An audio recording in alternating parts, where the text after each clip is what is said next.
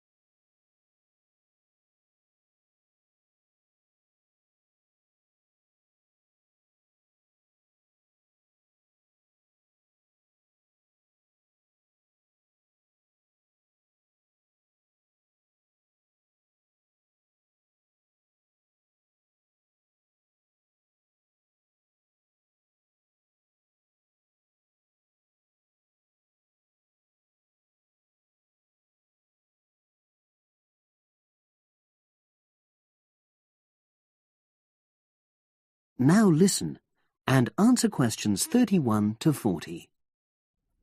In my talk today, I'll be exploring the idea of artificial gills. I'll start by introducing the concept, giving some background and so forth, and then I'll go on to explain the technological applications, including a short, very simple experiment I conducted. Starting with the background. As everyone knows, all living creatures need oxygen to live.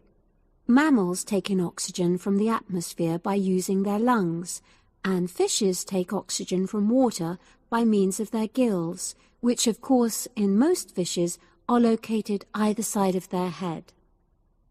But human beings have always dreamt of being able to swim underwater like the fishes, breathing without the help of oxygen tanks.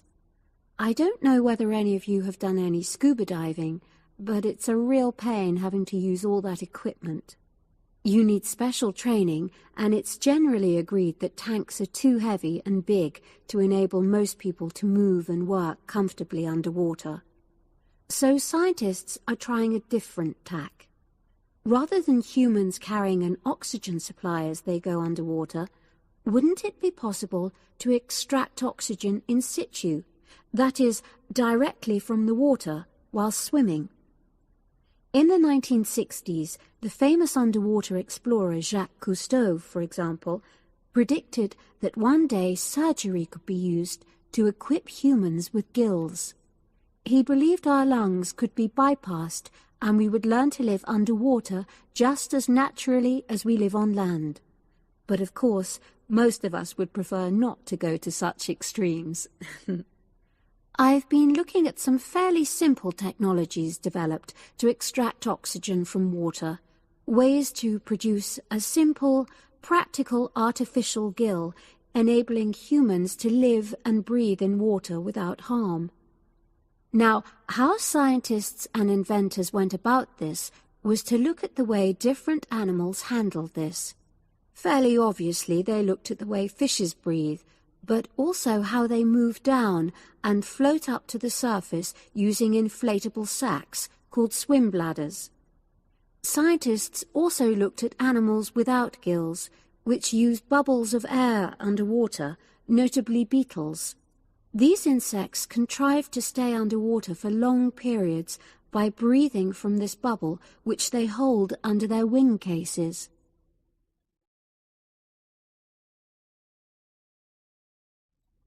By looking at these animal adaptations, inventors began to come up with their own artificial gills. Now, making a crude gill is actually rather easy, more straightforward. You take a watertight box, which is made of a material which is permeable to gas, that is, it allows it to pass through inwards and outwards. You then fill this with air, fix it to the diver's face, and go down underwater.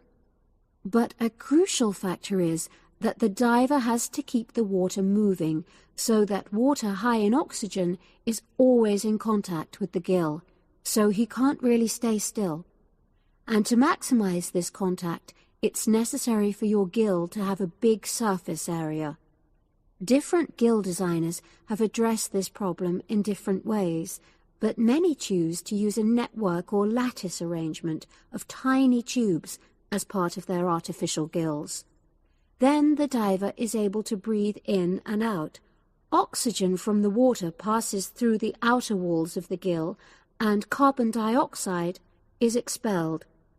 In a nutshell, that's how the artificial gill works. So, having read about these simple gill mechanisms, I decided to create my own.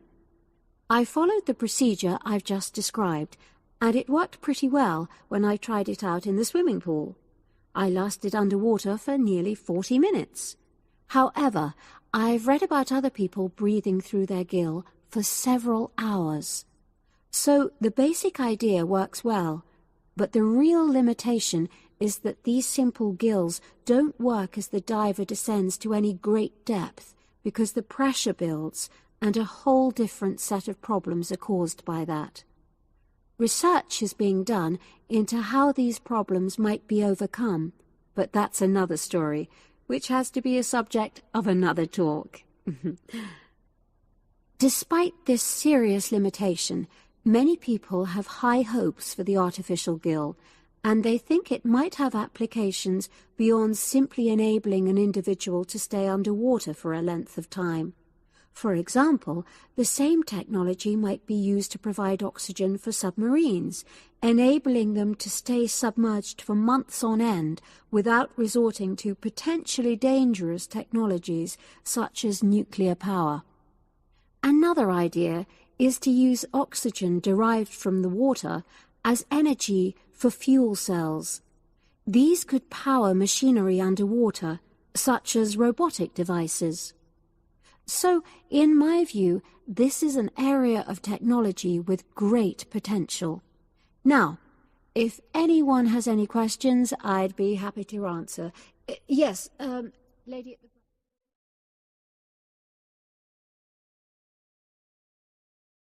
That is the end of part 4. You now have half a minute to check your answers.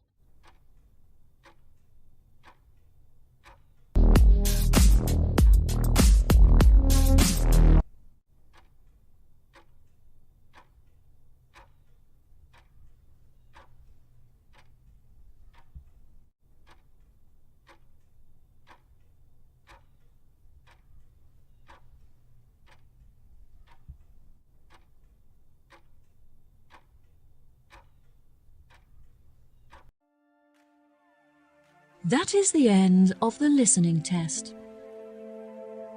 In the Ielts test, you will now have 10 minutes to transfer your answers to the answer sheet.